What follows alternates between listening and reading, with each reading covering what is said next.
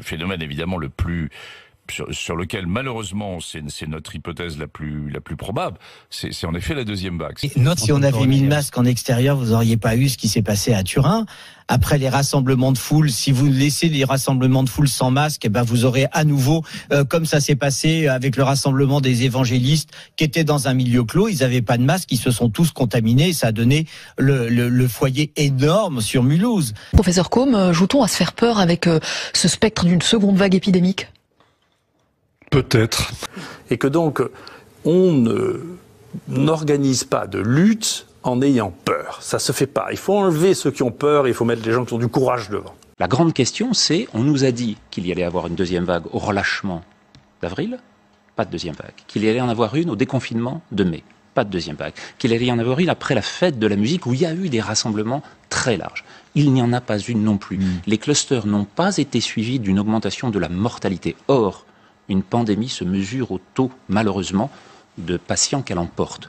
Aujourd'hui, ça veut dire quoi? Ça veut dire qu'on sait quand même globalement traiter les cas de Covid. Deuxièmement, qu'il y a une raréfaction des cas de Covid, même si par les tests, on en diagnostique de plus en plus.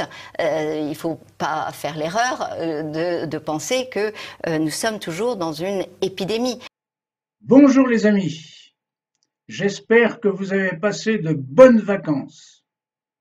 Quant à moi, j'en ai passé des correctes. Et j'ai pas fait de vidéo pendant ces vacances parce que, ma foi, comme tout le monde, j'ai bien le droit de me reposer de temps en temps. Mais compte tenu du contexte actuel, à propos du port du masque obligatoire, je me suis mis à réfléchir à cette question qui divise les pros et les anti-masques. J'ai d'ailleurs publié un petit clip qui est un extrait de la vidéo que je vais vous montrer. J'ai essayé d'être objectif et d'exposer tous les arguments sérieux d'un bord comme de l'autre.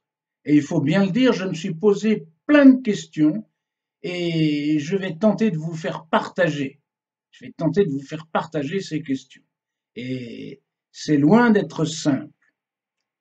Alors, ces tensions entre pro et anti-masques, elles suscitent des comportements violents sur le plan verbal ou sur le plan physique.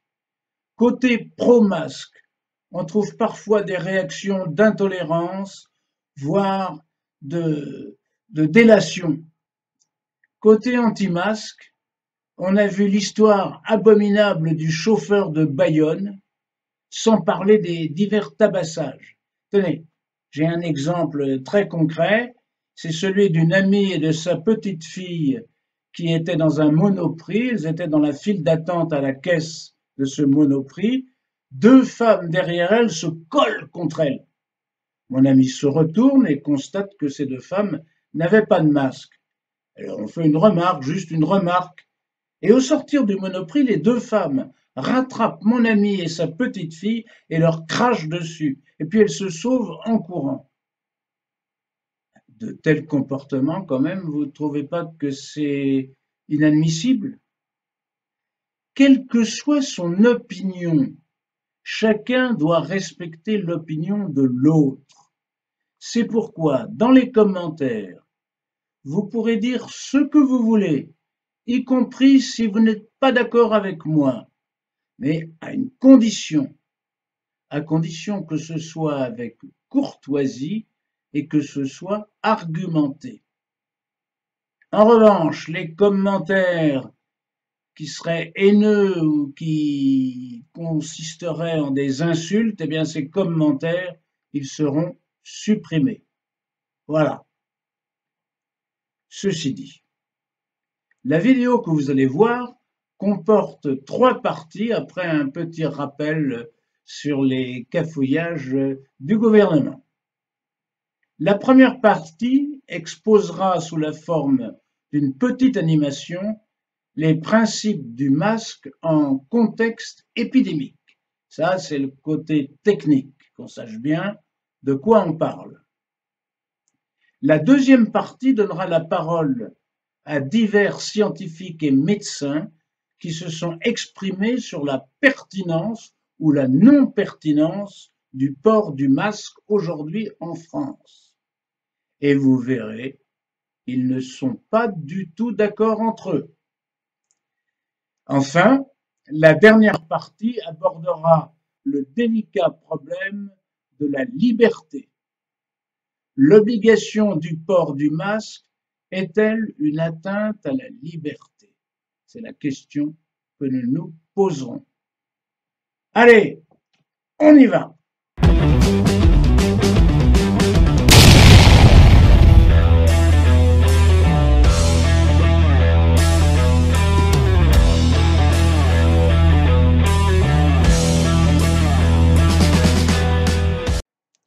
Il faut bien reconnaître que les gens sont quand même en droit de se poser des questions.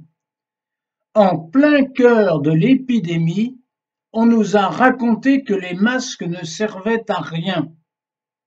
En fait, c'était pour cacher la pénurie de masques. Et maintenant, on nous explique que c'est indispensable et même que c'est obligatoire sous peine d'amende. Alors évidemment, on se met à douter. Puisqu'on nous a menti, est-ce qu'on n'est pas encore en train de nous mentir? Comment croire encore ce gouvernement? Sur ces masques, nous disposons de stocks stratégiques, à la fois dans les hôpitaux et à la fois dans un très grand nombre de cabinets libéraux et à la fois dans un grand nombre de services de l'État qui nous permettent de faire face à la demande.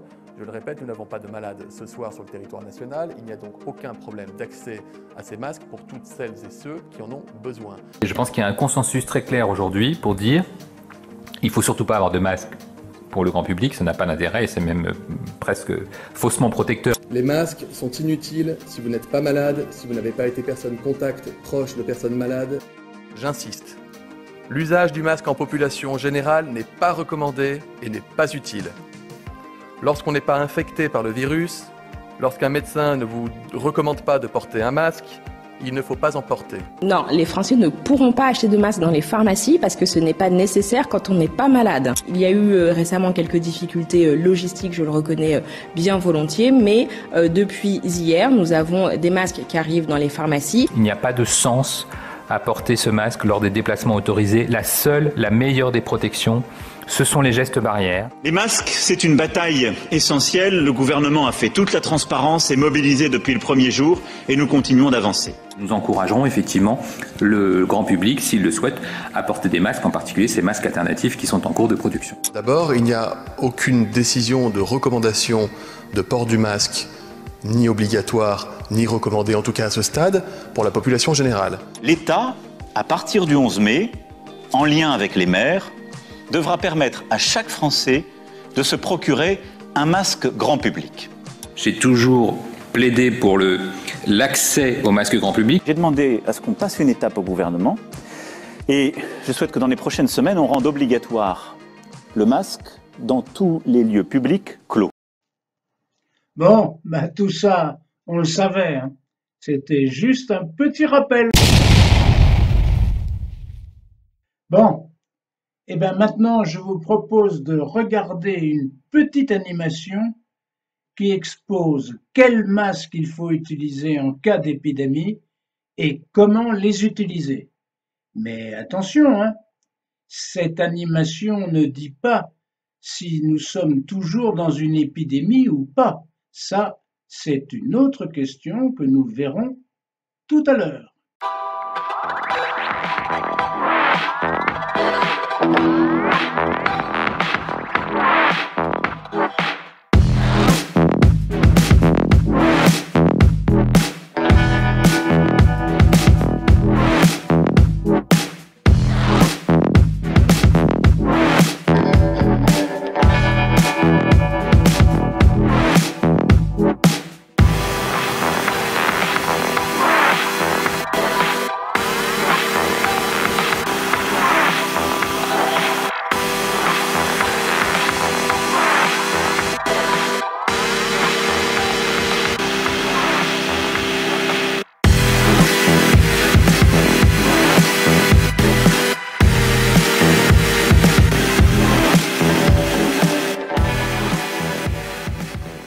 Depuis fin juillet, par décret, le masque est obligatoire dans tous les espaces clos ouverts au public.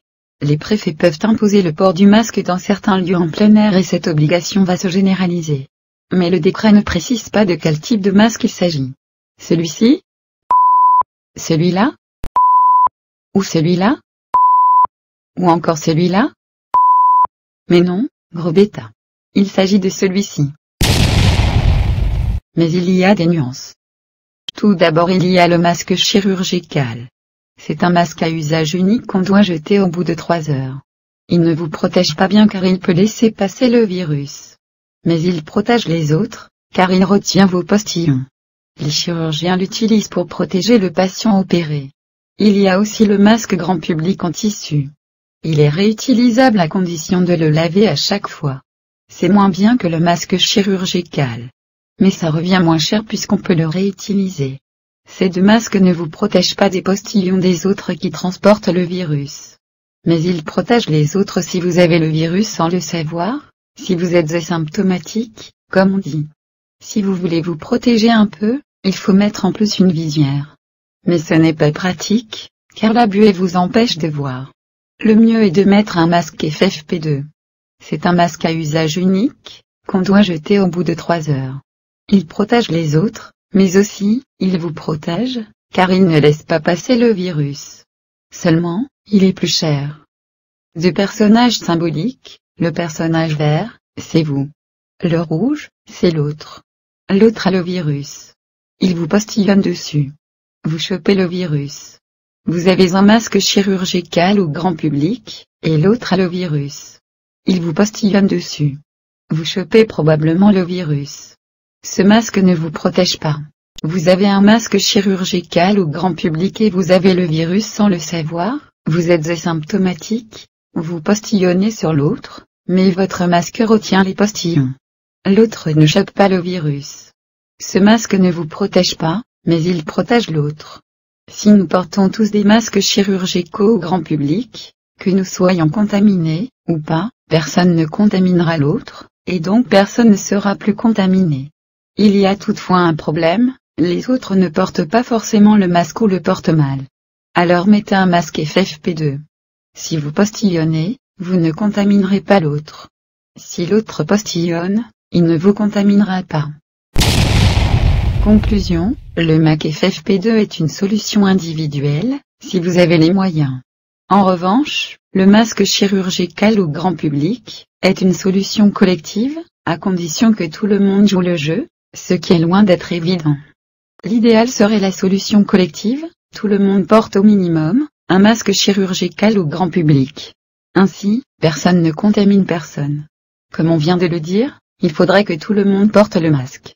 Mais en plus, il faudrait que tout le monde le porte convenablement.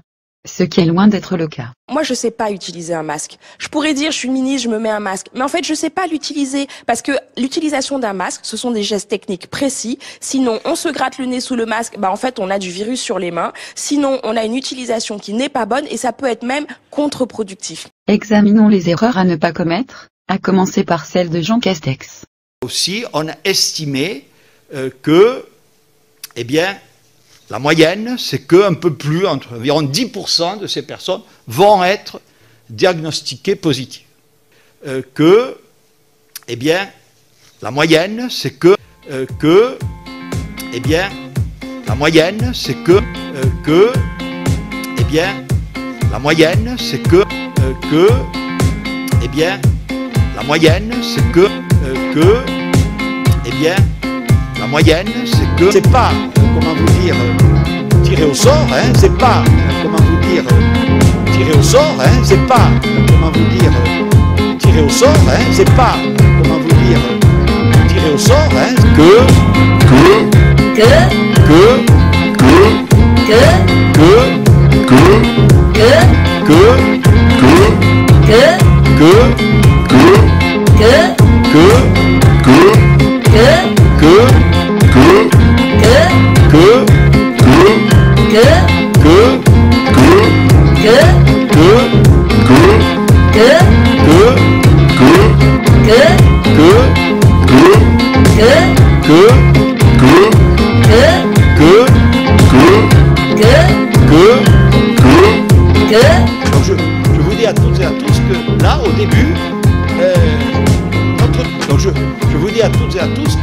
au début,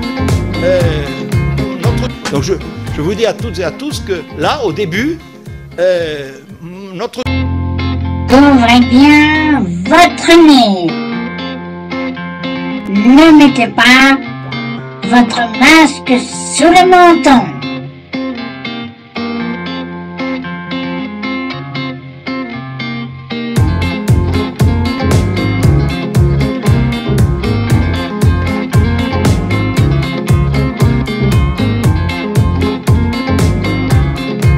Ne touchez pas votre masque.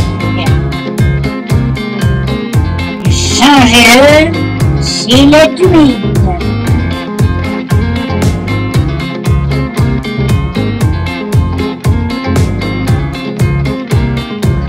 Changez votre masque toutes les 4 heures. Et n'oubliez pas de vous laver les mains. Nous avons vu quels sont les types de masques, et comment s'en servir. C'est bien gentil tout ça, mais avons-nous, actuellement, besoin de porter le masque, alors que nous sommes en fin d'épidémie?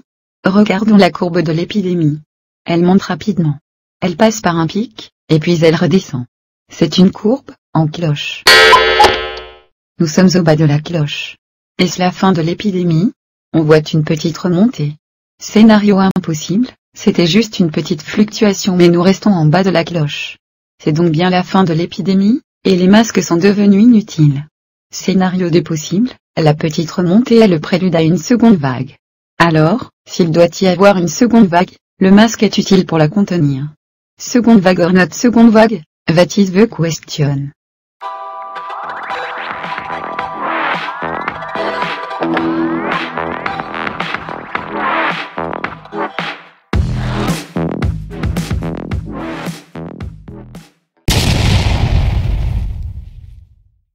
Et maintenant, nous allons nous poser la question suivante. Y a-t-il toujours épidémie? Et faut-il porter le masque? Y aura-t-il une seconde vague? Alors, nous allons écouter les avis de plusieurs médecins et scientifiques sur ce sujet.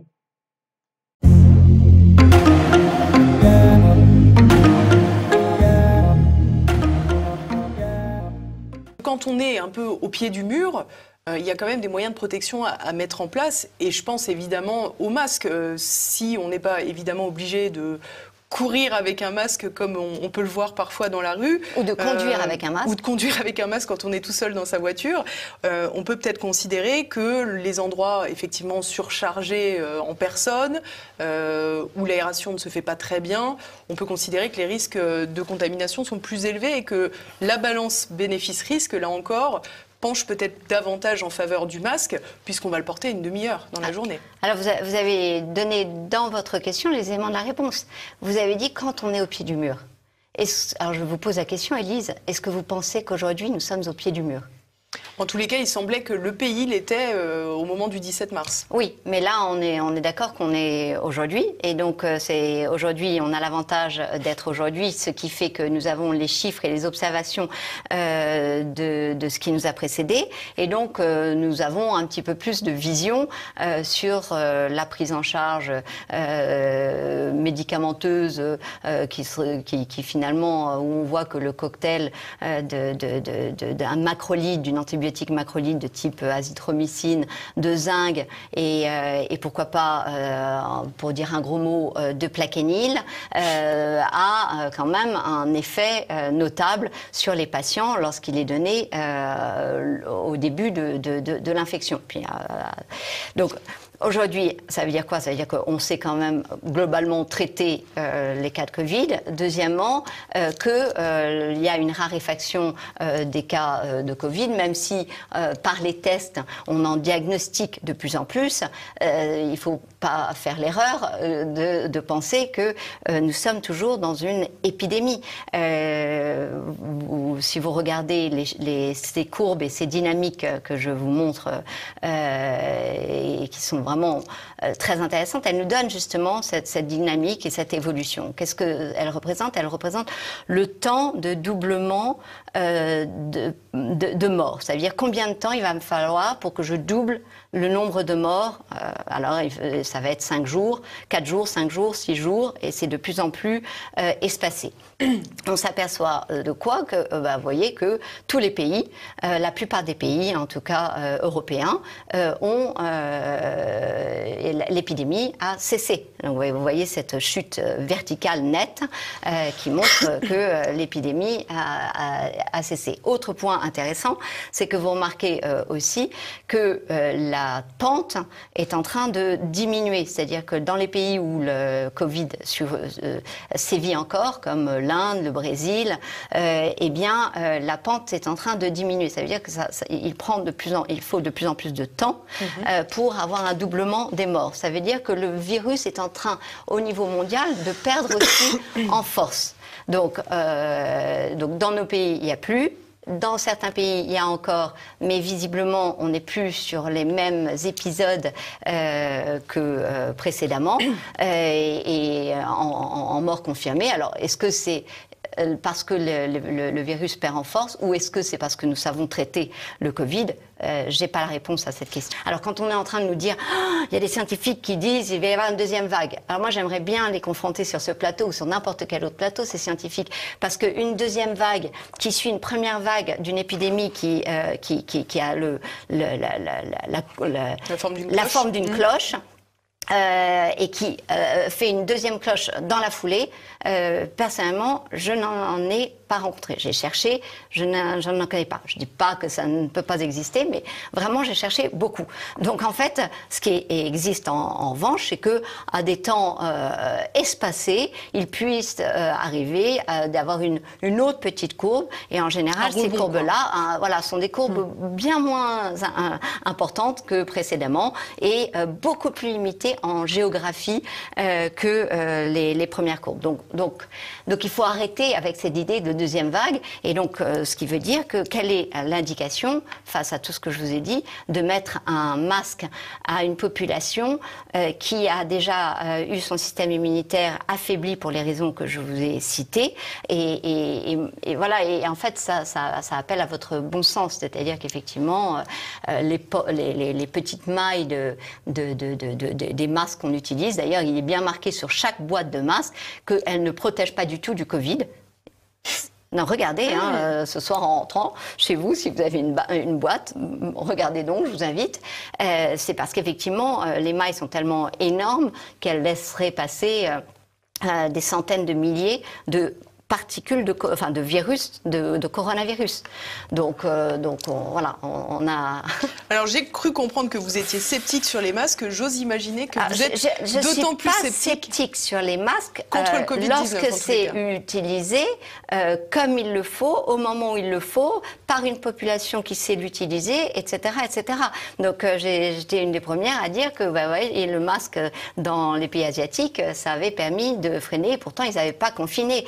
Donc ça dépend. En fait, à chaque fois, vous voyez, le confinement à Mayotte, ça a été une catastrophe. Donc en fait, ce qui est important, c'est de se dire, est-ce que notre population, elle est tactile, elle a tendance à mettre la main au visage, ou elle a un rapport au corps plutôt froid.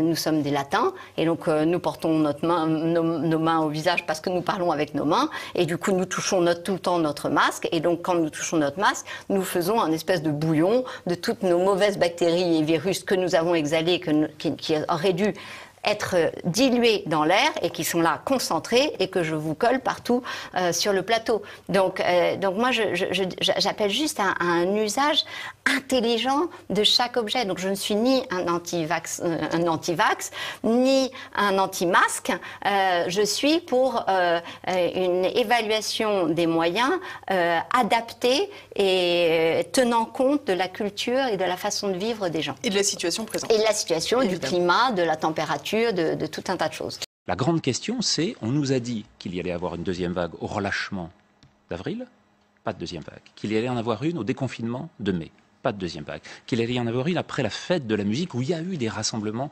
très large. Il n'y en a pas une non plus. Les clusters n'ont pas été suivis d'une augmentation de la mortalité. Or, une pandémie se mesure au taux, malheureusement, de patients qu'elle emporte. Et donc, sur ce plan-là, il faut bien voir. Et la question qu'on se pose, malgré tout, sur des changements qui vont être majeurs, des changements de société, si on n'autorise plus, si on ne laisse plus cette liberté d'interaction pour les jeunes générations, on va retomber dans ce débat à nouveau très largement, qu'est-ce que ça veut dire sur la façon dont on va dire que vous ne pouvez pas vous embrasser, vous ne pouvez plus être proches les uns des autres, alors que c'est à ce moment-là et qu'ils sont les moins. Or, si on n'a pas d'effet actuellement du masque et qu'on n'a pas de réaugmentation de la mortalité, c'est bien parce que tout ce qu'on nous a dit jusqu'à présent n'a pas été suivi de la conséquence attendue. Il y a une réalité, c'est que des morts, il y en a pratiquement plus. On en a eu 17, justement, Justine Sago. Mais ce que l'on a, c'est qu'en fait, la moitié de la mortalité concerne des personnes de plus de 84 ans en France. Et celle-là attrape le virus le mardi et décède le jeudi. Donc en fait, sur la mortalité du printemps, cet immense tsunami qu'on a eu un taux extrêmement rapide, extraordinairement fort, extraordinairement puissant, et cette mortalité est arrivée très vite. Donc la mortalité est un vrai signe sur lequel on peut agir, on pouvait agir. Maintenant, on est dans une situation dans laquelle on a de plus en plus de jeunes asymptomatiques sur lesquels on voit aucun effet dans aucun pays d'Europe. À nouveau, vous l'avez vu sur un nombre de cas de pays comme la Belgique, l'Italie. Mais si on regarde la courbe européenne, on peut éventuellement la montrer là à l'écran, c'est exactement la même. C'est-à-dire qu'elle retrouve la totalité. On la voit ici. Vous avez à gauche la courbe européenne qui passe par ce pic fin mars, début avril, et la courbe française, incluant les malades en EHPAD, qui suit exactement la même chose. Et vous l'avez vu pour la Belgique, vous l'avez vu pour l'Italie, vous l'avez vu pour l'Espagne. Quand on voit cette courbe-là, il y a des tas de nos téléspectateurs qui disent c'est fini, c'est terminé. La réponse à avoir maintenant est une réponse qui soit adaptée à ces chiffres-là. Tout ça, c'est intéressant ce qu'il dit. On va avoir des tas de vaccins, parce que ça semble quand même en prendre la voie, mais comment on sait quel est le meilleur, lequel il faut prendre, lequel il faut acheter, est-ce qu'il faut faire un cocktail Ça va être compliqué, il y en a plus de 120 actuellement qui sont en test, certains sur les mêmes cibles d'ailleurs, sur l'ARN, sur les protéines de membrane, sur d'autres. Mais en fait, le problème, il va être celui qui avait été résumé dans un des débats du mois de mai à peu près, c'est est-ce qu'il va être à temps si, par hasard, l'épidémie voyait une diminution, comme elle le fait en Europe, et qu'il n'y avait qu'une seule vague. Si c'est le cas... Ça veut dire qu'il servira à rien ? Ça veut dire qu'il ne servira à rien. Ça a été le cas pour le SARS. Ça a été le cas pour le SARS-1, sur lequel, en 2008, les publications ont montré qu'il n'y avait plus de SARS-1. Bon. Le masque partout. C'est qu'on n'a aucune argumentation réelle pour pouvoir soutenir cette décision. C'est-à-dire que même l'interdiction des plages la nuit à Quiberon ou au Sable d'Olonne, ça n'a aucun intérêt, ça n'aura aucun effet. Le seul endroit où on doit être pour ne pas attraper le virus, c'est sur la plage. C'est justement là, c'est dans ce domaine-là où on va avoir... sauf si la plage est bondée, pardonnez-moi. Sur les plages d'Atlantique, en particulier sur les plages d'Atlantique. On a eu ce débat au mois d'avril, même Eric Combe l'avait dit ici, ce qu'il faut faire dans l'hiver à ce moment-là, c'est déconfiner. Il avait dit que c'était à l'endroit où il fallait avoir le plus d'air possible, le plus de disponibilité, alors que c'était interdit à l'époque. On était dans un débat à l'opposé de la réalité du risque. La seule chose qui compte, c'est quelle est l'importance de la circulation d'un virus mortel. Ça l'a été au mois de mars. Ça ne l'est plus au mois de juillet. Or, prendre des décisions sous prétexte qu'il y a une augmentation du nombre de cas parce qu'on va les chercher en Belgique, de la même façon qu'on va les chercher dans un très grand nombre de pays du monde, et cette augmentation-là, on la voit dans la totalité du monde, alors que le nombre, c'est-à-dire la létalité, le rapport du mort par rapport au nombre de contaminés, ne cesse de diminuer depuis 2 mois, dans le monde entier. Mais donc il a tort, Olivier Véran, quand il dit qu'il vaut mieux porter le masque. Il n'a aucun argument scientifique pour le faire. Et donc là, on est dans le politique.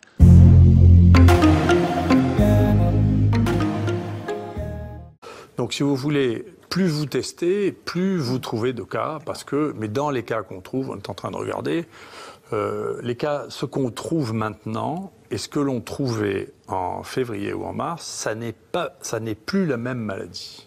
D'accord ? C'est-à-dire, ce que l'on trouve maintenant, c'est des formes très bénignes.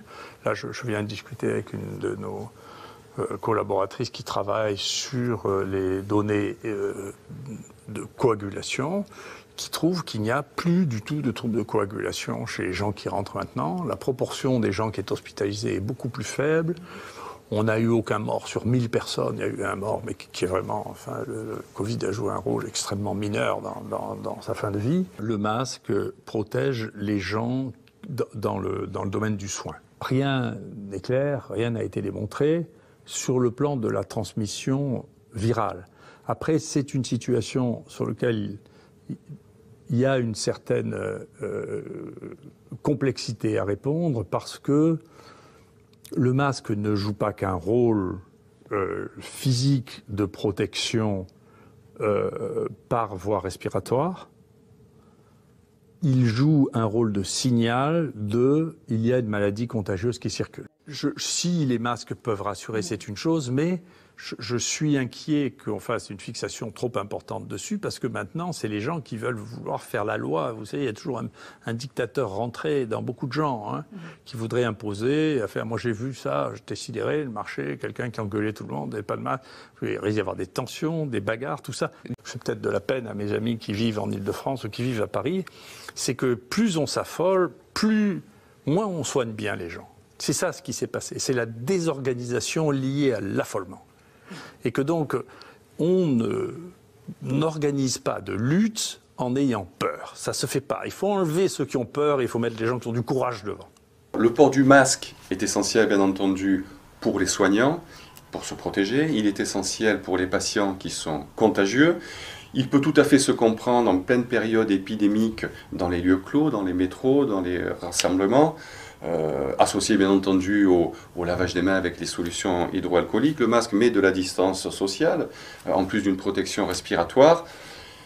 Est-ce qu'il m'est possible, moi, de convaincre les gens de son utilité aujourd'hui? Non, parce que nous ne sommes pas en phase épidémique et je n'ai pas les arguments pour le faire. Ça a été une décision des autorités sanitaires que j'appliquerai en tant que citoyen, mais il m'est difficile, vu ce que j'observe, c'est-à-dire des masques qui sont réutilisés, qui passent de la poche au visage, qui sont touchés. Je ne sais pas. Je ne sais pas quelle est l'utilité. Ce que je sais, c'est que quand on impose une contrainte aux citoyens, il faut leur expliquer. Je pense que cette explication, si elle n'a pas été faite, va venir.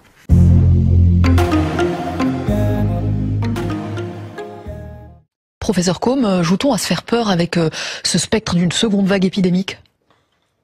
Peut-être. C'est-à-dire qu'effectivement, c'est normal qu'on parle de la deuxième vague épidémique, mais je pense que on a tous les moyens pour l'éviter en fait. Entre le port du masque, la collectivité avec tester, tracer, isoler, qui demande à être perfectionné. Mais en tout cas, on a tous les éléments pour éviter cette deuxième vague. Le Premier ministre a eu tort, du coup, d'avertir les Français sur un mauvais usage du masque, l'importance des gestes barrières? Non, je pense qu'il a eu complètement raison. Un rappel à l'ordre a été nécessaire. On est quand même dans une croissance continue. Faut pas non plus se leurrer. On a une croissance lente, mais continue des cas, et on sait que la situation peut basculer assez facilement. Olivier Véran note qu'il y a beaucoup plus de nouveaux cas chez les jeunes que chez les personnes âgées. Ça veut dire que les consignes de protection envers les publics les plus vulnérables ont été bien entendues, bien comprises? C'est l'impression que ça donne, mais attention, n'allons pas trop vite en besogne. Vous savez que souvent, il se passe une quinzaine de jours entre le moment où on observe un phénomène et le moment où il se traduit en hospitalisation dans les hôpitaux. Donc on n'est quand même pas complètement rassuré sur ce qui se passe dans les hôpitaux. L'une de vos propositions, celle de laisser les jeunes se contaminer entre eux, avait fait polémique quand même. Est-ce que vous maintenez ce que vous aviez dit il y a de cela quelques jours? Merci de me donner l'occasion de préciser mes propos, parce que j'ai bien peur qu'ils étaient mal compris. On s'est un peu arrêté aux intertitres et au titre de l'article que l'auteur ne choisit pas, comme vous le savez probablement en tant que journaliste. C'était une interview à nos confrères du Parisien. Oui, c'était une interview aux confrères du Parisien, et donc ce que j'ai constaté, en fait, mon propos partait d'un constat. Le constat, c'est que les jeunes font la fête et que on faisait pas grand-chose pour les empêcher de faire la fête, et je crois qu'on ne fait toujours rien pour les empêcher de faire la fête. Ça ne me dérange absolument pas du tout, d'ailleurs, qu'ils fassent la fête, mais simplement, je prenais acte de ce constat, et une fois ceci constaté, j'essayais d'en voir les côtés positifs et les côtés négatifs. Voilà. Les côtés négatifs, on les connaît, les jeunes sont pas infaillibles, ils peuvent faire des formes graves, ils risquent de contaminer leurs parents ou pendant les vacances leurs grands-parents, ce qui effectivement n'a pas l'air de s'être passé, et ça c'est quand même très important à noter. Et puis le côté positif, c'était qu'effectivement, parce qu'il y a des côtés positifs dans tout acte de société, et un des côtés positifs, c'était que effectivement, ils pouvaient développer dans leur groupe une immunité de groupe qui pouvait éventuellement leur servir au moment où on s'apprête à les renvoyer dans les écoles, les collèges, les universités, peut-être pas dans des conditions optimum de sécurité. On reviendra sur le protocole sanitaire, notamment dans l'éducation, pour rester sur ces jeunes qui font la fête. Dans le fond, est-ce que on n'est pas en train de voir aussi les limites de la stratégie gouvernementale que certains, je pense au professeur Philippe Juvin qui était hier sur France Info, jugent illisible? Oui, c'est vrai que je savais pas qu'il avait dit que c'était illisible. Moi, je la trouve un peu anachronique. Donc, effectivement, il y a des choses. Je trouve que ça part dans tous les sens. Je trouve qu'on se focalise pas assez sur les choses qui dysfonctionnent. Qu'est-ce qui dysfonctionne, par exemple? Par exemple, les testing, tracing, ça dysfonctionne. C'est absolument incontestable. Entre le moment, la durée moyenne entre le moment où vous avez les symptômes et le moment où vous êtes testé, c'est 3 à 4 jours. C'est trop long. Ça, c'est beaucoup trop long, évidemment, parce que pendant ce temps-là, il y a d'autres chaînes de transmission qui sont amorcées. Il faudrait pouvoir tester les gens dans les 24 heures après l'apparition des symptômes. C'est-à-dire qu'on teste, pardon de l'expression, mais qu'on teste dans le vide pour rien pour l'instant? Alors, là, ce à quoi je faisais allusion, c'était qu'on testait trop tard. Mais effectivement, il y a un autre problème, c'est qu'on teste un peu dans le vide. Et en plus, je pense que vous n'êtes pas sans savoir qu'on fait 90 000 tests par jour, sauf erreur de ma part. Chaque test coûte 54 € et est remboursé par la Sécurité sociale, ce qui revient à la collectivité à 450 000 € par jour. Les tests coûtent à la collectivité 450 000 € par jour. Alors, professeur Éric Côme, qu'est-ce qu'il faudrait faire? En tout cas, pour que ce soit efficace. Il faut se concentrer sur ce qu'on fait le moins bien. Par exemple, l'histoire dont on parlait à l'instant, c'est-à-dire qu'on a 4 jours entre le moment des premiers symptômes et le moment où on est testé, ça c'est pas possible.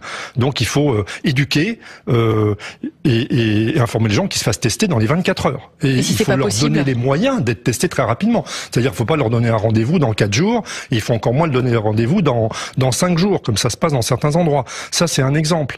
Un autre exemple, c'est qu'il faut s'attaquer aux clusters, là où ils sont, et pas forcément là où ils sont pas.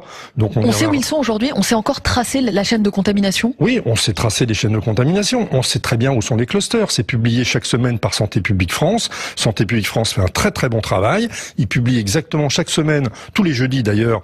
Aujourd'hui, ils vont publier l'état sanitaire du Covid en France. On sait où sont les clusters. 50% des clusters sont dans les entreprises. Rend donc le masque obligatoire dans tous les lieux clos, dont les entreprises privées. Ouais, les entreprises qui sont visiblement donc les plus touchées par l'épidémie. Oui, c'est celles qui ont le taux de cluster le plus élevé. 22% des clusters actuellement sont dans les entreprises en dehors des hôpitaux. Professeur Éric Côme, vous rappeliez il y a quelques instants que l'entreprise reste l'un des premiers lieux de contamination, le premier avec 22% des cas, malgré un protocole sanitaire très dense qui avait été établi lors du déconfinement.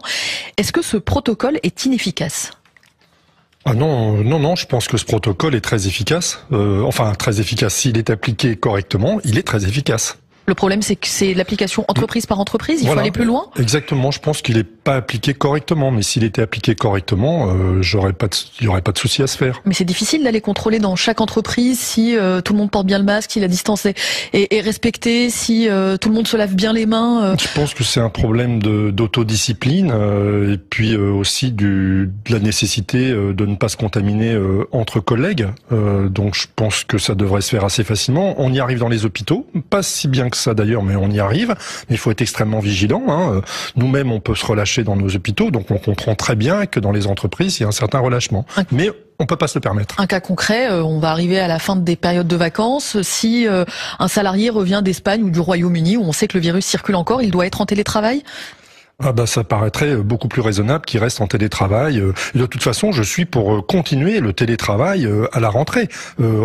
Tout le monde ne pourra pas reprendre le travail, de mon point de vue, à la rentrée. Il va falloir continuer à télétravailler, à s'organiser autrement pour éviter qu'on multiplie les clusters dans les entreprises privées. Est-ce qu'il faut aussi généraliser le port du masque, l'imposer finalement partout sur le territoire et ne pas finalement laisser la main aux élus locaux comme le fait pour l'instant le Premier ministre avec une gestion ville par ville en fonction des situations ?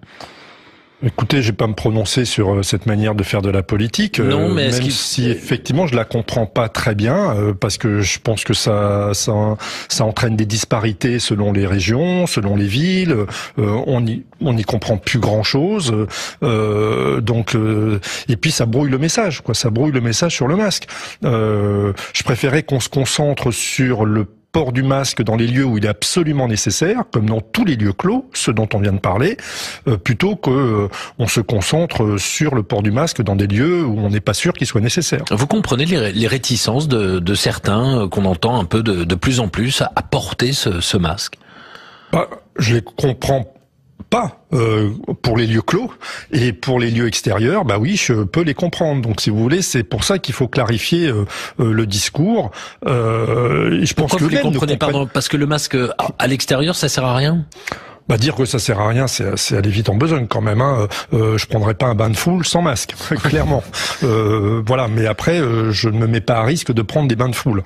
Donc dire que le masque sert à rien à l'extérieur, c'est probablement faux. Mais par contre, se relâcher sur le masque à l'intérieur, ça c'est pas admissible. Vous comprenez? Donc il faudrait mieux se concentrer sur tout le monde porte le masque à l'intérieur. Et là, pas de possibilité d'y échapper. Et par contre, à l'extérieur, on voit bien que de toute façon, on va avoir énormément de mal à faire respecter le port du masque à l'extérieur. Enfin, il me semble. Sur le masque, toujours, si les Français ne le portent pas en extérieur, ça veut dire qu'on ira vers de nouveaux confinements. C'est ce qui semble être un peu le discours des confinements locaux, si on ne fait pas preuve de discipline. Oui, je pense qu'il faut faire preuve de discipline collective, mais qu'il faut commencer... Sinon, ce sera des confinements localisés, on peut y échapper ? Non, enfin je vois pas trop les choses. Je suis pas trop inquiet par rapport à ça, parce que je pense que vraiment il y a des garde-fous qui n'existaient pas au mois de mars-avril. Donc je pense pas qu'on aura recouru au confinement. Mais c'est vrai qu'on est dans une situation qui est très tendue, qui est quand même très limite. Donc il faut vraiment renforcer les précautions autour du port du masque et faciliter ce dont on parlait tout à l'heure, tester, tracer, isoler.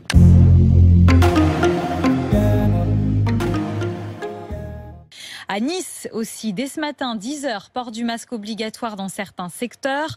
On ne peut presque plus y échapper, mais tant qu'un vaccin n'a pas été trouvé, pas le choix, c'est la meilleure option. C'est l'avis du médecin généraliste et président d'honneur de la Confédération des syndicats médicaux, Michel Chassan. Il nous faut nous y habituer, même si c'est très contraignant, et particulièrement l'été. Mais je crois qu'en dépit de tout ça, on sait que c'est efficace, on sait que c'est simple, ça a le mérite d'être simple, et donc il n'y a aucune raison et qu'on ne le porte pas. Enrique Casalino, merci d'être en direct avec nous sur RT France. Alors Jean Castex a donc annoncé le renforcement des mesures sanitaires, avec notamment le souhait de généraliser le port du masque en extérieur. C'est une nécessité absolue selon vous aujourd'hui ? Je pense qu'aujourd'hui, ce qui est une nécessité absolue, c'est que chacun d'entre nous, chaque citoyen, comprenne que lui, il est un acteur de prévention. Le port du masque, le respect des distances de sécurité, 1 mètre au minimum, se laver les mains, ne pas s'exposer inutilement ni dans des endroits fermés ni dans des endroits ouverts à des foules, éviter les endroits surchargés avec une forte densité de personnes. Si nous sommes capables individuellement et collectivement de faire ça, nous éviterons la possibilité d'une nouvelle vague épidémique.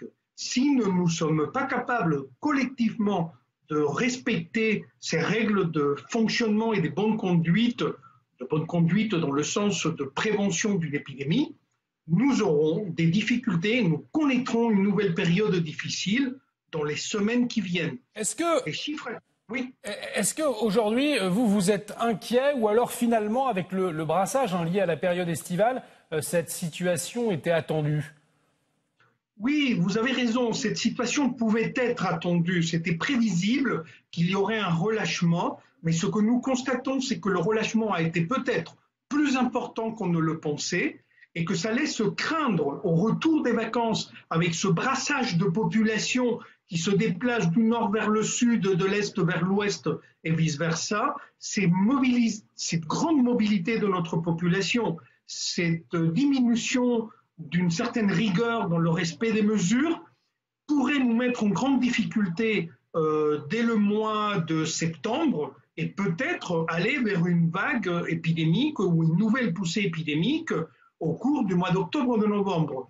il ne faut pas penser que parce que nous voyons une courbe un peu plate actuellement, nous sommes rassurés. C'est une question d'échelle. Il faudrait éliminer la période de mars-avril pour voir que dans la courbe, nous avons multiplié par 2 ou par 3 le nombre de cas par semaine ces 2 ou 3 dernières semaines. Donc nous devons être très vigilants. Justement, quelle est la situation très concrètement actuelle dans les hôpitaux français, notamment à l'hôpital Bichat? Qu'est-ce que vous observez?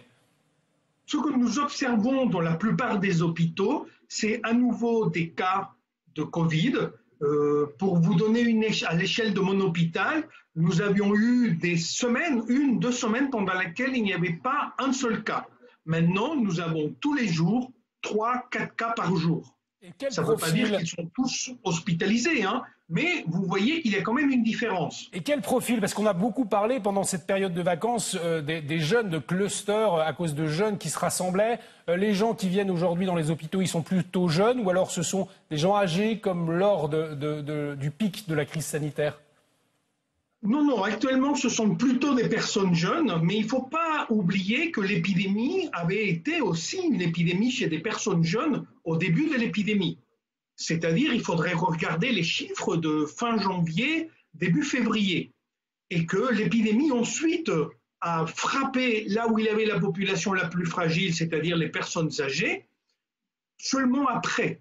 Mais c'est ce qui va arriver. Lorsque les gens rentreront des vacances, les personnes jeunes et les moins jeunes, ils iront revoir leurs parents, ils iront revoir leurs grands-parents, parce que c'est normal, parce que nous avons tous envie de vivre en société et de voir les nôtres, nos proches, et c'est à ce moment-là que, de façon inconsciente, mais j'attire leur attention et leur responsabilité sur ça, ils vont pouvoir contaminer des personnes fragiles, et ce ne sont pas que des personnes très âgées. Ça peut être des personnes plus jeunes, mais qui ont un diabète, qui ont une hypertension, qui ont un problème de santé. Et ces populations sont aussi à très haut risque. Bonjour Jean-François Delfraissy. Bonjour. Merci d'avoir accepté l'invitation d'RMC et de BFM TV. Vous êtes infectiologue spécialiste des maladies émergentes, mais surtout depuis mars dernier, vous êtes le président du conseil scientifique et c'est vous qui êtes chargé d'éclairer les politiques, les responsables publics sur la gestion du Covid-19. D'abord, une question. Depuis hier, un décret impose désormais le port du masque dans tous les lieux clos, sous peine d'ailleurs d'une amende de 135 €. Pourquoi cette décision était indispensable maintenant? Elle était indispensable parce que ce qui est frappant depuis maintenant quelques semaines, c'est de voir que les Français ont perdu les grandes notions de distanciation et de grandes précautions. Bon, on peut le comprendre. C'est la phase d'été, on est après une période extrêmement lourde, ils ont besoin de souffler un peu, mais on est très frappé par ça. Or, cette période de fin juillet, du mois d'août en France, et pas seulement en France, on le voit dans les pays limitrophes aussi, c'est nous qui possédons notre avenir. C'est en fonction des mesures de distanciation et de précaution que nous allons prendre qu'on sera capable de finalement avoir une épidémie un peu gérée avec un virus qui continue de circuler, ou au contraire, trop de clusters et quelque chose qui serait plus difficile. Donc vous en appelez au sens des responsabilités, de la responsabilité individuelle, mais du coup ça induit la seconde question. Pourquoi ne pas avoir pris cette décision-là dès le 11 mai, au moment du déconfinement? Je vous le dis simplement, c'est parce que devant les faits, c'est-à-dire à la fois l'absence ou la perte en tout cas de l'ensemble des mesures de distanciation, dont le port du masque n'est qu'un des éléments, mais il y a aussi le lavage des mains, il y a aussi la distanciation, les embrassades, etc. Les embrassades. Il faut arrêter de s'embrasser. Il faut arrêter les embrassades. On a eu un mauvais exemple avec les politiques au moment du changement de gouvernement. Enfin, tout ça fait qu'à un moment donné, surtout dans une période où on voit bien que le virus continue à circuler en France, qu'il y a une série de clusters, qu'on est dans une période un peu limite et qu'on pourrait très vite basculer comme en Espagne par exemple, comme à Barcelone, eh bien c'est le moment en effet de marquer le coup juste avant cette période. Est-ce que cette décision est aussi liée aux incertitudes de la communauté scientifique sur la transmission du virus, notamment dans l'air, où on se dit on ne sait pas exactement tout sur la transmission, le masque, il vaut mieux mettre le masque, c'est plus sûr? Oui, sûrement. Vous avez raison de le signaler sur la transmission. je dirais qu'après 4 mois, il y a encore plein d'inconnus. Alors on a parlé plus récemment des fines gouttelettes, et c'est ce à quoi vous faites allusion, qui pourraient rester dans l'air pendant un certain temps. Et donc si elles restent dans l'air, autant mettre le masque et évidemment se protéger. On sait également qu'il y a probablement d'autres mécanismes de transmission qui ne sont pas encore bien connus. On sait enfin qu'il y a des personnes, soit parce qu'elles ont des particularités biologiques, soit parce qu'elles ont des comportements un peu spéciaux, qu'on appelle les supercontaminateurs, et qui, si on associe finalement une personne qui a un comportement de supercontaminateur, plus un lieu fermé, plus un rassemblement, eh bien c'est là où on peut allumer et faire repartir une épidémie. Voilà. Je voudrais qu'on fasse un bilan quand même de la situation, parce que ce décret, il est lié aussi à ça. On a vu la hausse du nombre de clusters, on est à 400 ou 500. Il y a des régions qui sont en vigilance sérieuse, je pense à la Mayenne, la Bretagne où le R0 a démarré. Est-ce qu'on peut dire aujourd'hui que l'épidémie a clairement redémarré en France ? Alors l'épidémie, elle n'a jamais cessé en France. C'est là où est l'ambiguïté. C'est son intensité qui a de nouveau progressé. Le virus, il a toujours continué à circuler, et on l'a dit d'ailleurs, qu'il continuera à circuler. On n'arrête pas. Le confinement a fait baisser de façon très importante cette circulation du virus, mais il ne l'a pas arrêté. Ce qu'on observe depuis maintenant 15 jours ou 3 semaines, c'est vraiment une série de nombre de clusters particulièrement importants. Alors, parce qu'on sait mieux les détecter, parce qu'on a les tests pour le faire, parce qu'on a les équipes pour le faire, mais pas seulement. Et très clairement, il y a des zones qui avaient été très peu touchées par le Covid et qui arrivent là, en particulier dans l'Ouest, dans le Sud-Ouest, c'était des zones qui avaient été très peu touchées. Donc ça veut dire que ça a redémarré. Et on est en effet sur une ligne de crête un peu instable. Mais vous dites que les chiffres sont pas bons, ils sont inquiétants. Les chiffres sont inquiétants. Les chiffres sont inquiétants parce qu'ils montrent, et j'ai d'autres chiffres qui font nuancer aussi. C'est par exemple ce que me disent les cliniciens avec le nombre de malades qui de nouveau réapparaît dans les hôpitaux, pas forcément en réanimation, mais qui sont hospitalisés à nouveau, et en particulier en région parisienne. Et inversement, on a réouvert des lits dans certains hôpitaux. Je pense à la Salpêtrière à Paris. On voit les chiffres de SOS médecins, les arrivées aux urgences. Oui, tous les indicateurs semblent. Il y a une série d'indicateurs. Et inversement, aucun de ces indicateurs non plus n'est totalement au rouge. C'est-à-dire qu'on est vraiment sur une ligne de crête où on voit très bien comment la France peut rester sur cette ligne de crête avec difficulté, mais pour la période des semaines qui viennent et du mois d'août, c'est ce qu'on avait un peu imaginé, avec en étant très armé, en utilisant beaucoup les tests, en entourant les clusters de façon très massive, ou au contraire, qu'on peut basculer dans quelque chose qui ressemblerait plus, par exemple, à l'Espagne, à la Catalogne, avec ce qui s'est passé à Barcelone. On est donc dans quelque chose de fragile. Il faut que les Français comprennent que rien n'est gagné, que le virus continue à circuler de façon importante, et que l'avenir, de notre avenir sur les semaines qui viennent, c'est nous qui le possédons. Mais est-ce que le danger, c'est pas finalement ce qui va se passer à l'automne ? On regarde un petit peu ce qui se passe en ce moment dans l'hémisphère sud, notamment en Australie. Est-ce que votre inquiétude, vous, Jean-François Delfraissy, président du Conseil scientifique, au fond, c'est pas l'été, c'est ce qui va se passer en octobre, novembre, comme une forme de résurgence d'une certaine manière. Est-ce que c'est pas ça le danger ? La réponse est oui. En effet, ce virus qui n'est pas un virus grippal, donc qui n'est pas tout à fait un virus saisonnier, mais va revenir de l'hémisphère sud. Et il y a 3 scénarios. Le premier, il rentre au nord au moment de l'automne et de l'hiver, et il disparaît. C'est une possibilité. Le deuxième, c'est qu'on a une vraie deuxième vague, qu'on traitera de façon différente, on pourrait y revenir. Et la troisième, qui est rarement évoquée, c'est qu'il rentre et que on rentre dans une sorte de Covid chronique, une sorte de maladie chronique où le virus tourne, il y a des accès, et puis ça rediminue, et qu'on est pendant une année quelque chose d'un peu chronique. Mais pas forcément avec la même intensité que celle qu'on a connue en avril ou en mai. Avec beaucoup moins d'intensité. Donc le phénomène évidemment le plus sur lequel malheureusement c'est notre hypothèse la plus probable, c'est en effet la deuxième vague. Notre invité ce matin, Patrick Pelloux, bonjour. Bonjour. Médecin urgentiste, président de l'association des médecins urgentistes de France, l'AMUF. Patrick Pelloux, l'équilibre est fragile. Nous pouvons basculer à tout moment. C'est ce qu'écrit le Conseil scientifique. Êtes-vous inquiet ? Non, je suis pas. On est dans la suite logique de l'épidémie. Il y a des foyers. Il faut pas avoir peur. Faut pas être inquiet parce que par rapport à ce qu'on a connu, par exemple en février ou en mars, où d'un coup on était dans une espèce de mystère par rapport à cette maladie. Les connaissances scientifiques ont augmenté. On a su comprendre comment évoluer cette maladie. On a su résoudre des questions qu'on se posait parce que les Chinois, les informations qu'ils avaient envoyées étaient fausses. Et puis par rapport à ce qui s'est passé par rapport à février, là on a les tests. On sait que le masque protège est un bon moyen d'éviter la contamination et que nous avons le gel hydroalcoolique et que quelque part nous avons un peuple et des personnes qui comprennent généralement, globalement, c'est bien compris ces gestes barrières. Le respect des gestes barrières, c'est-à-dire Patrick Pelloux, que même si les chiffres aujourd'hui qui semblent inquiétants, qui nous rappellent justement le mois de février, 1000 nouveaux cas de coronavirus par jour, 13 hospitalisations en réanimation depuis vendredi. C'était à peu près ce qui se passait fin janvier, début février. Nous sommes dans la même situation aujourd'hui, mais nous sommes mieux armés pour contrer cette éventuelle deuxième vague. Exactement. On est mieux armés. Elle ne sera pas plus meurtrière, cette deuxième vague? Personne ne peut le dire aujourd'hui. Je sais même pas si le concept de deuxième vague, parce que la deuxième vague, on nous l'a vendu déjà avant même la fin du confinement. Je sais pas si vous vous rappelez. Avant même la fin du confinement, il devait y avoir la deuxième vague fin mai. Puis après, on nous a dit, ça sera vers le 10 juin.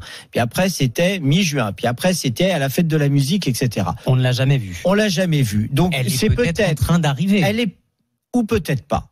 Ou peut-être que c'est l'évolution écologique normale du virus qui est en train de passer de l'Est à l'Ouest. Un sursaut éphémère. Peut-être. Il faut être très humble par rapport à ce qui se passe et ne pas lancer une inquiétude grandissante dans le pays par rapport à ça. Je pense que si la population comprend les gestes barrières, que le masque est rendu beaucoup plus large sur son obligation, on va freiner l'épidémie. Ça suffit. Augmentons l'importance du masque, notamment au niveau extérieur, et c'est bien que des maires le fassent, c'est bien que la maire de Paris ait décidé de le faire. Ça, Toulouse également, à partir de ce matin. Mais c'est logique. Les premiers foyers que vous avez eus, notamment en Italie, c'était dû au marathon, d'accord ? Bon, donc d'un coup, on limite ça. Deuxièmement, le gel hydroalcoolique, vous remarquerez, c'est formidable. Quel beau pays nous avons. Le gel hydroalcoolique, vous le voyez dans toutes les boutiques. Avec parfois d'ailleurs une efficacité on n'a jamais 100%. Qui reste à prouver. On ne sait pas vraiment ce qu'on se met sur les mains, Patrick Pelloux. On n'a jamais 100%. On n'a jamais 100%, mais globalement, c'est fait. Et quand vous allez dans le métro et le train, bien sûr, vous avez toujours 1% d'imbéciles, ça c'est sûr. Il y a des problèmes avec le port du masque, avec toujours les mêmes. On n'oublie pas la violence avec la mort absolument abjecte du chauffeur de bus de Bayonne et le monsieur qui s'est fait passer à tabac dans une laverie hier. Ce masque, Patrick Pelloux, est-ce qu'il faut une consigne nationale claire ? Parce qu'aujourd'hui, on laisse les maires et les préfets décider. Bien sûr. Est-ce que Emmanuel Macron, Jean Castex, Olivier Véran doivent à un moment prendre la parole, c'est dans ces prochaines heures, pour dire port du masque obligatoire en extérieur sur tout le territoire national. Mais bien sûr, il faut un problème de santé publique et de pandémie tel qu'on a pour éviter qu'il y ait le port du masque obligatoire partout. C'est quelque chose de simple et c'est quelque chose de compréhensible par tout le monde. Je porte le masque, je me protège, mais je vous protège. Là, c'est vraiment un geste citoyen qui est pas cher. Vous comprenez ? Et vous protégez la population. C'est pour ça que d'un coup, quand certains ont dit on va abandonner les jeunes à leur propre contamination, se contaminer mais comment la République pourrait Eric Combe, irresponsable comment on peut dire qu'on abandonne des pans entiers de la population à leur triste sort. Nous avons pris en charge des jeunes qui étaient atteints de myocardite à cause du coronavirus, mais je souhaite à personne de connaître ça pour ces gamins. C'est hors de question. Et puis dire après, les gamins ne vont plus aller voir leurs grands-parents et leurs parents, l'isolement tue. Mais le masque en extérieur, utile, véritablement efficace. Oui, bien sûr. Parce qu'on a vu les clusters. C'est uniquement dans les milieux clos, dans des soirées. Non, pas forcément. Non. Ça c'est une petite musique qui dure depuis. Avez-vous des éléments scientifiques qui disent oui, le masque en extérieur est efficace. Mais si on avait mis le masque en extérieur, vous n'auriez pas eu ce qui s'est passé à Turin. Après les rassemblements de foule, si vous laissez les rassemblements de foule sans masque, eh ben vous aurez à nouveau, comme ça s'est passé avec le rassemblement des évangélistes qui étaient dans un milieu clos, ils n'avaient pas de masque, ils se sont tous contaminés, ça a donné le foyer énorme sur Mulhouse.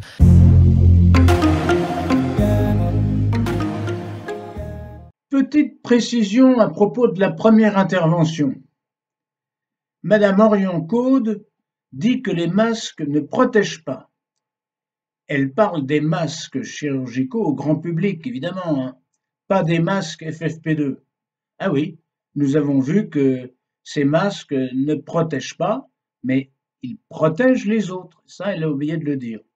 Bon, à part ça, quand j'écoute chacun des intervenants, je me dis, mais il a raison. Mais est-ce qu'ils peuvent avoir tous raison en même temps? Le en même temps de Macron? Non, le seul point qui semble faire consensus, ou presque consensus, c'est qu'il ne faut pas affoler les gens. Mais les uns disent qu'il ne faut pas affoler les gens parce qu'il n'y a plus d'épidémie ou qu'ils ne croient pas à la deuxième vague et donc que le masque ne sert plus à rien. Et puis les autres pensent qu'il peut y avoir une seconde vague, mais qu'il ne faut pas affoler les gens car nous sommes mieux armés avec le masque. Ou que même s'il n'y aura pas de seconde vague, le virus circule encore fortement et donc il faut se protéger avec un masque. Les uns disent qu'à l'extérieur, c'est pas forcément utile et les autres qu'il faut le porter même à l'extérieur. La vérité, c'est que nous n'en savons rien. Alors je vais vous donner mon point de vue personnel. Il n'engage que moi et je ne prétends pas du tout que c'est la vérité. Voilà. À mon avis, il est très vraisemblable, compte tenu de la courbe en cloche, que nous sommes en fin d'épidémie, mais toujours malgré tout dans l'épidémie, puisqu'il y a toujours des clusters et donc des contaminations. Il n'y aura probablement pas de seconde vague. Attention, probablement pas ne veut pas dire certainement pas. Et comme la courbe semble remonter un peu, il y a des risques. Alors, principe de précaution, dans le doute, il faut porter le masque. Évidemment, si on porte le masque n'importe comment, comme on le voit dans la rue, ça sert à rien. On le met sous le menton, on le touche, on le garde toute la semaine, on le met dans la poche. C'est comme si on n'en portait pas. Moi, je porte un masque FFP2 pour me protéger de ceux qui font n'importe quoi. Il se trouve que j'ai les moyens de me payer un masque FFP2.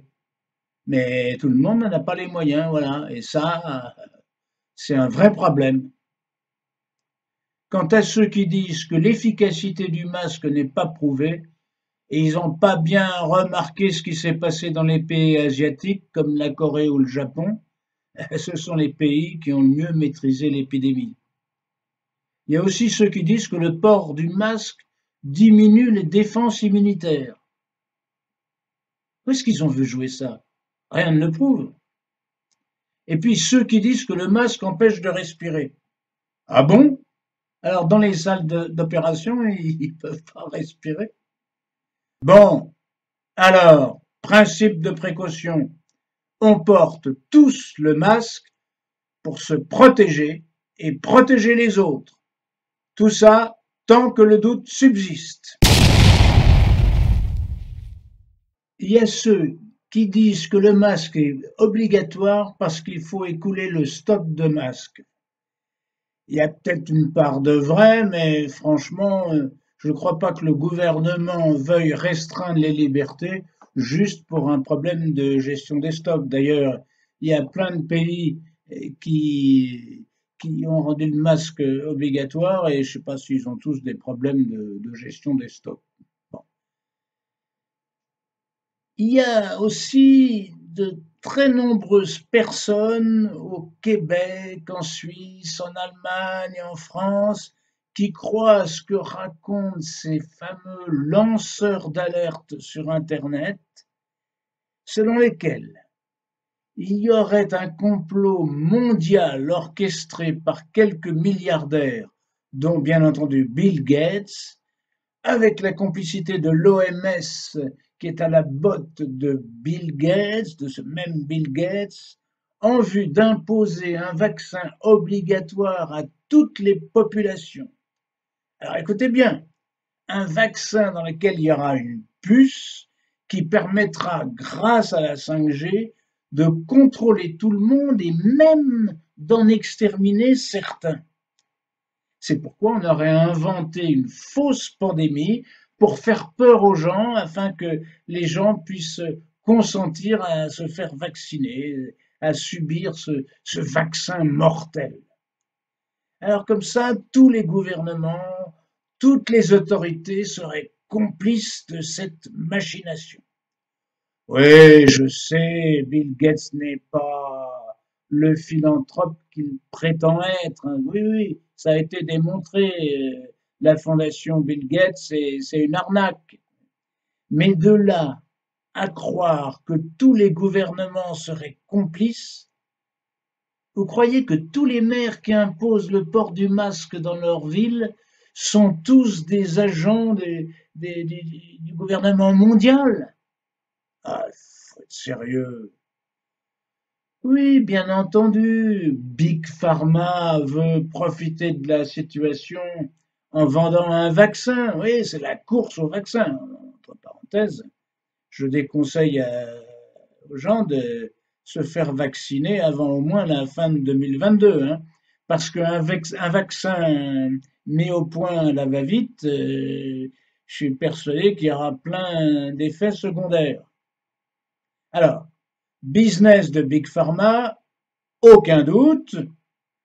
D'ailleurs, on l'a vu avec le Remdesivir qui ne marche pas, mais que l'Union européenne a homologué sous la pression des lobbies.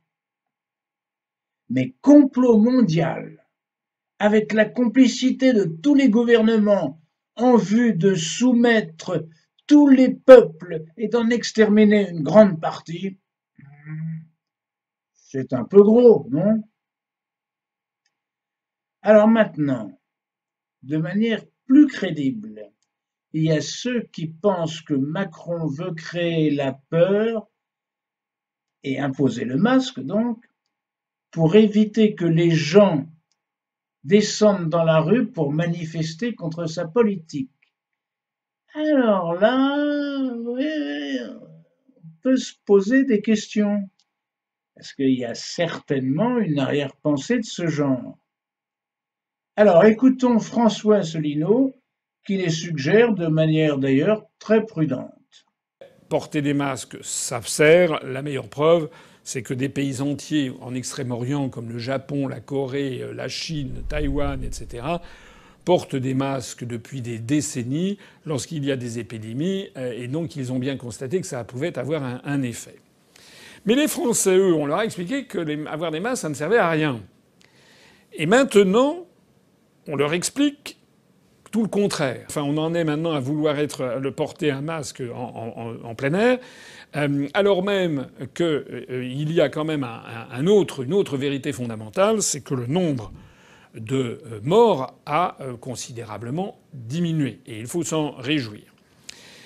Alors certes, on nous explique qu'il y a une augmentation depuis l'arrivée de la deuxième vague. Alors certains disent qu'il y a une deuxième vague, donc le professeur Raoult s'était planté. Comme si le fait que M. Raoult avait laissé entendre qu'il n'y aurait sans doute pas de deuxième vague, comme si ce fait qui d'ailleurs le contraire n'est pas avéré, on ne sait pas s'il va y avoir une deuxième vague ou pas de deuxième vague, comme si à partir du moment où il aurait pu se tromper d'ailleurs sur tel point, ça veut dire que tout ce qu'il a pu dire dans tous les domaines partout ailleurs était faux. Mais en appliquant cette jurisprudence, le gouvernement français ayant expliqué qu'il n'y aurait pas de première vague et qu'il n'avait pas besoin de masque, tout ce que peut dire le gouvernement français est nul et non avenu. C'est d'ailleurs le sentiment de beaucoup de Français. Je voudrais revenir sur des chiffres qui me paraissent importants parce qu'on a tendance à les perdre de vue.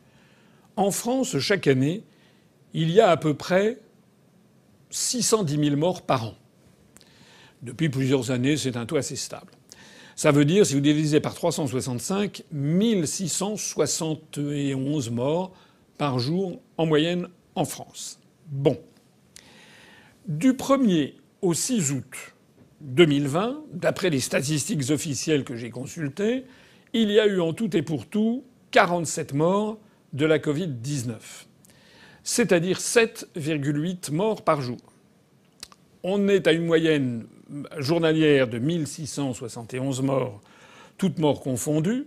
On a 7,8 morts par la Covid-19. Ça veut dire que le nombre de morts représente 0,5% du nombre de morts quotidiens. Ça veut dire que, statistiquement, chaque jour, 99,5% des gens qui décèdent, hélas, chaque jour en France, meurent d'autre chose que de la Covid-19. Et alors, pour avoir les idées, les grandes idées, d'après les statistiques que j'ai pu trouver, on a chaque jour à peu près 460 morts du cancer ou d'une tumeur maligne. Chaque jour, en gros, 420 morts d'une maladie cardiovasculaire. En gros, 110 morts de maladies de l'appareil respiratoire. On estime également à peu près qu'il y a 27 suicides par jour. Matin, midi et soir et la nuit, à tout instant, on ne parle plus que de la Covid-19. C'est quand même un peu lourd. Un peu lourd. C'est important que l'on en parle parce que c'est une maladie contagieuse. Mais enfin, quand on voit qu'il y a le nombre de morts du cancer, maladie cardiovasculaire par exemple, où sont les politiques publiques contre le cancer ou contre les maladies cardiovasculaires? Il y a quand même un sentiment très délétère qui s'est répandu dans la population, c'est qu'en fait derrière ces précautions qui sont d'autant plus étranges qu'on nous impose un masque alors qu'il n'y a à l'évidence plus d'épidémie en ce moment, alors que lorsqu'elle battait son plein, on nous expliquait qu'il fallait pas porter de masque, donc il y a de quoi rendre les gens dingues. Mais maintenant, il y a ce sentiment quand même qu'on s'attaque d'une façon ou d'une autre aux libertés publiques. Alors, je sais bien qu'en disant cela, je ne règle pas le problème, parce que c'est vrai aussi qu'il n'est pas exclu qu'il puisse y avoir un redéveloppement de la maladie à un autre moment, on n'en sait rien.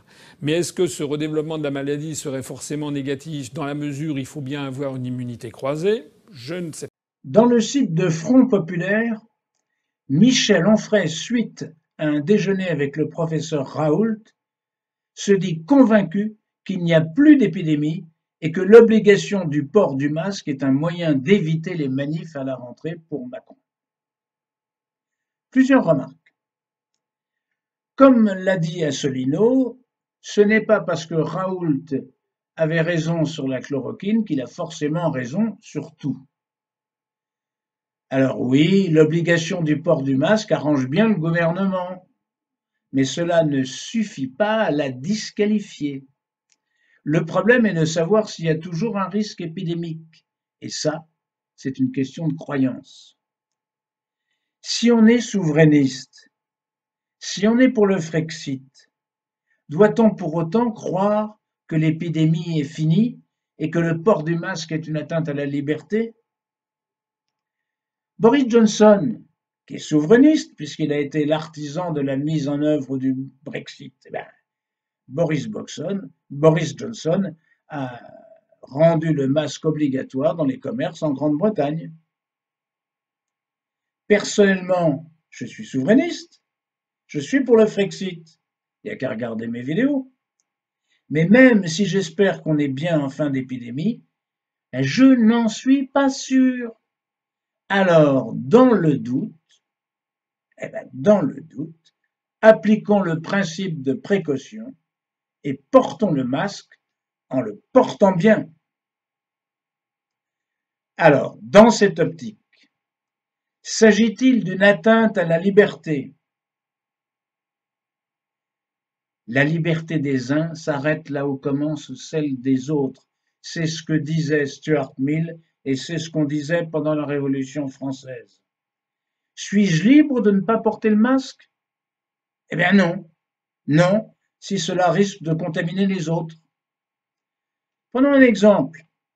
Lorsque la loi interdit le tabac dans les espaces publics clos, tous les fumeurs ont crié contre une loi liberticide. Et pourtant, tous les non-fumeurs ont pu enfin respirer. Alors, s'il y a des risques de contamination Et en cas de doute, il faut considérer qu'il y a risque. S'il y a des risques de contamination, alors chacun doit porter le masque pour protéger l'autre. L'individuel doit s'effacer devant le collectif. C'est cela, être citoyen. Mais attention, alors, le masque doit être gratuit. On va respecter les distances physiques, les gestes barrières, on va mettre des masques, on va faire tout bien comme il faut, parce que nous, on a fait un choix, celui de la discipline. En matière sanitaire, on est insoumis, disciplinés, en matière sanitaire. Alors, moi, je veux bien qu'on discute pendant des heures, on fait ce qu'on veut, mais il n'y a pas de vie en société possible si, dès qu'il y a une règle, chacun fait comme il veut. Ça, c'est pas possible. Demain, quand il y aura une majorité insoumise, il y aura des lois votées par la majorité insoumise, ben, s'appliqueront à tout le monde, même à ceux qui ne sont pas d'accord. Exactement comme aujourd'hui s'appliquent à nous des décisions avec lesquelles on n'est pas d'accord, mais c'est la loi, voilà. Et en matière sanitaire, on suit les consignes sanitaires parce que, ma foi, d'habitude, vous pouvez dire, j'obéis pas, d'accord, à vos risques et périls, mais là, les risques et périls, ils sont drôlement intenses. Donc, on fait le choix de se dire, si on nous dit de le faire, c'est que c'est utile. Alors, des fois, ça nous énerve, hein, de faire ce qu'on nous dit de faire, mais il faut le faire quand même parce que ce sont des consignes sanitaires. Donc, moi, je porte un masque partout où je passe. C'est pas toujours très agréable, je vous le cache pas. J'ai un masque en tissu. L'autre jour, je suis allé chez mon pharmacien pour en acheter un, c'est 6 €. Donc, d'accord, je m'en rappelle. Et donc, voilà la raison pour laquelle les insoumis se battent pour qu'il y ait des masques gratuits. Parce que si on dit c'est une mesure sanitaire indispensable, écoutez-moi bien les gens, si c'est indispensable, donc tout le monde doit l'avoir. Bon, alors, celui qui a beaucoup de sous, c'est pas un problème pour lui, 6 €. Ou 1 € ou 95 centimes pour les masques chirurgicaux, à supposer qu'ils bloquent bien les virus. Eh ben, mais pour une famille, c'est 200 € quand on est 4, vu le nombre qu'il faut en prendre, d'accord? C'est pour ça qu'on dit que ça doit être gratuit. Alors le gouvernement, qui trouve 5 milliards pour aller mettre dans les automobiles qu'on ne produit pas en France, alors il n'a pas des milliards pour ou bien c'est indispensable pour survivre, auquel cas tout le monde doit en avoir un. Doit avoir la quantité de masse dont il a besoin. Ou bien ça l'est pas, alors c'est pas la peine de le rendre obligatoire. Donc c'est un raisonnement assez simple, mais que tout le monde peut comprendre très vite. Et qui devrait s'appliquer. Alors comment le gouvernement a répondu? Oui, mais on va les donner pour les plus précaires. Ah ah! Donc déjà, il y avait la catégorie précaire. Alors précaire, c'est ceux qui ont des payes aléatoires, des toutes petites payes, qui travaillent moins de 24 heures dans la semaine. Déjà 24 heures, c'est pas la gloire, mais enfin bon. Ceux qui travaillent dont très peu d'heures, qui des fois travaillent très peu d'heures de manière saccadée avec des périodes de chômage, ça on connaît, c'est les précaires. C'est pas drôle déjà, hein, c'est pas facile à vivre, hein. 200 € de moins tous les mois, si vous êtes 4 dans la famille, vous les sentez passer. Mais qu'est-ce que c'est plus précaire par rapport à un précaire? C'est quoi? C'est quelqu'un qui a plus de domicile fixe, hein? Et alors, il va remplir des papiers pour aller demander à la CAF des sous pour acheter un masque. Enfin, c'est pas sérieux. Donc qu'est-ce que c'est que cette annonce bidon? Les plus précaires. Qui c'est qui va décider si t'es plus précaire que précaire, hein? C'est comme la blague de Coluche sur ceux qui lavent plus blanc que blanc. Hein? C'est quoi plus blanc que blanc? Ben, personne n'en sait rien. Ben là c'est pareil. Qu'est-ce que c'est plus précaire que précaire? Ben, c'est très précaire. Mais alors on dit ce que c'est. Est-ce qu'on distribue aux sans domicile fixe des masques, oui ou non? Est-ce que les masques sont gratuits pour tout le monde dans ce pays ou pas? Si c'est indispensable pour la santé. Réfléchissez à ça. Je sais qu'il y en a qui disent, ben non, on ne veut pas mettre de masque, et des histoires et tout. Voilà, écoutez. Moi, je vous dis franchement, je suis pas d'accord, je vais le mettre le masque. Parce qu'on m'a dit que c'était une mesure de sécurité indispensable, que c'est efficace, donc je le fais. Je le fais parce que, à un moment donné, il y a des règles communes de vie, je vous l'ai déjà dit. Réfléchissez-y et ne me traitez pas de soumis, parce que ça n'a pas de sens, c'est pas se soumettre, c'est participer à un effort collectif. C'est pas la même chose, hein. Voilà. Je sais que cette vidéo n'aura peut-être pas plu à tout le monde, mais c'est pas grave, j'attends vos commentaires, s'ils sont argumentés. Et même si vous n'êtes pas d'accord, peut-être que vous avez trouvé que la vidéo était utile. Alors, mettez un petit pouce. Vous êtes peut-être d'accord avec ce qui a été dit. Vous n'êtes peut-être pas d'accord, Mais vous avez écouté les arguments. Dans les deux éventualités, j'espère que cette vidéo vous a plu. Si c'est le cas, soyez gentils, mettez un petit pouce bleu.